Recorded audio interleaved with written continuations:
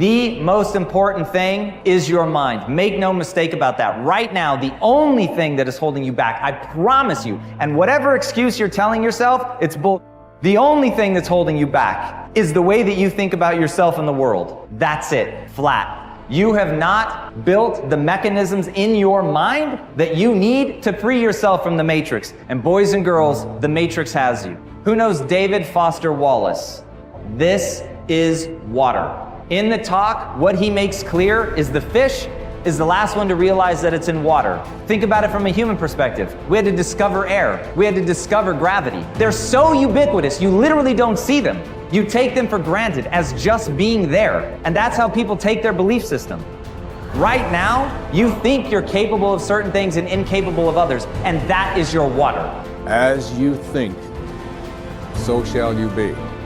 7 little words that I think are perhaps the most important things that we can learn and master in our lives. This old proverb notion that I become what I think about all day long. And once you know that what you think about is what expands, you start getting real careful about what you think about. You don't allow your thoughts to be on anything that you don't want or that you wouldn't want to have manifest or show up for you in your life. It's what goes on between this ear and this ear and in our hearts that determine our lives out there. There's no world out there except what's going on here. So the people that say, I can't afford it, I can't do this, I can't get to college, the rich are evil, I choose not to participate in that.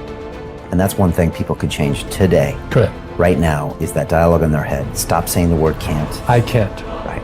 So how can? How can I? Especially as in, I can't afford it, how can I afford that? Right. Because that opens them up to looking at it as an investment to a greater future.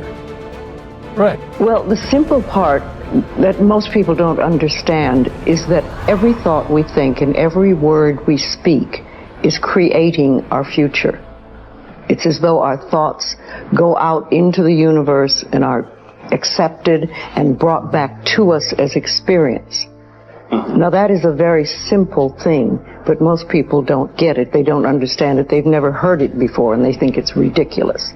But if you can really accept the fact that every time you think a thought and every time you speak a word, you are literally painting your future, making your dinner, whatever you want to call it. You are creating, and you're creating your own life.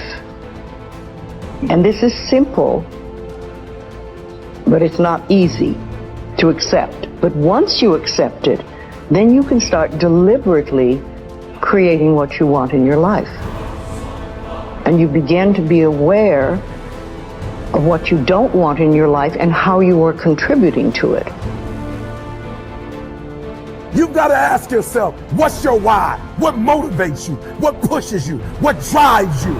And if that thing is internal, if nobody has to call you, if nobody has to prod you, if nobody has to reward you, if nobody has to give you anything, if you are self-motivated and self-regulated, you can have it, you can be it, you can do it. The first thing you want to think about is switching from negativity to positivity. So many people get caught up in focusing on what they don't want to happen in their future, but they start living almost in constant fear of what could go wrong and what won't work out. And when we come from this place of, well, I don't know if I put myself out there, it's not going to work out, and then I'm going to get made fun of, and then I'm going to be embarrassed, and I'm going to be stressed, and no one's going to love me. And then we go in this rabbit hole and this kind of cycle of fear and anxiety, and that is not how you attract good things in your life. You can't start from your way of being of negativity and fear and expect to attract beautiful things in your life.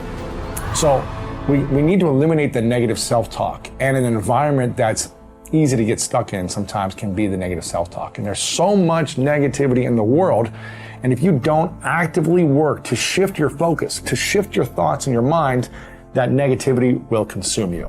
You have a choice. Do you want to spend your life deciding what you want and what you don't want, and then chasing it outside?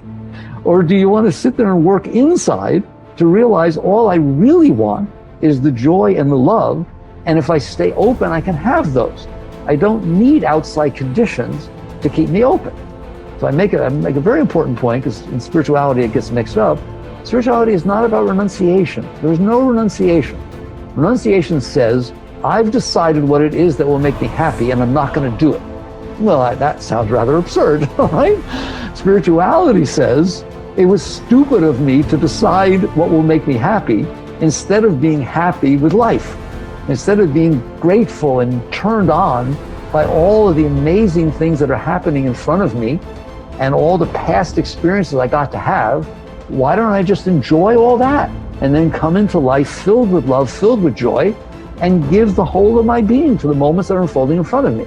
That's what spirituality says. So it's not about renunciation.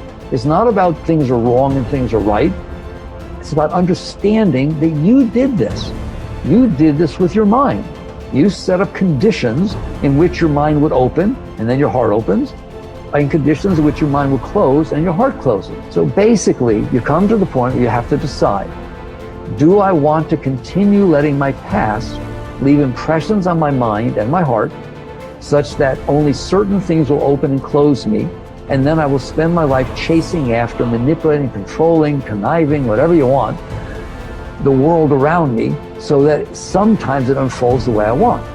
Or do you want to sit there and understand that you're the one who's making these decisions? It's your mind who's setting up the conditions.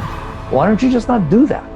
Create habits of empowering yourself, because empowering yourself, forgiving yourself, supporting yourself as you move forward and do the work to change your life, that's how you break the habit of victimizing yourself. And that's how you learn to do the opposite, which is supporting, empowering, cheering, celebrating yourself as you move forward. That's what's going to motivate you to do the action. And look, if Chris and I can go from having liens on this house 6 years ago to literally building an extraordinary business, changing our marriage to the point where we are building our dream house, a house that's so nice, I can't even believe we are going to live in this house, because of the hard work that we've done. But I'll tell you, the singular habit that helped us do it is we stopped victimizing ourselves. We stopped labeling ourselves. We stopped beating the shit out of ourselves. And we broke that habit. We changed the narrative by learning how to empower ourselves. The starting point of taking full control over your conscious and your subconscious mind is for you to accept complete responsibility for everything that you think, say, and do. You are responsible for whatever happens to you, and especially you are responsible for your responses to the inevitable ups and downs of daily life. As Eleanor Roosevelt said, no one can make you feel inferior without your consent. I used to think that setting goals and making plans was the starting point of success in life. After a while, I changed my mind because I realized that something else actually comes first. What comes first is the acceptance of complete responsibility for yourself and for everything that happens to you. Real maturity begins when you finally realize that no one is coming to the rescue. It is only when you accept total responsibility for your life situation, with no excuses and no blaming of others, that you move into a mental position to kick the long ball in your own life.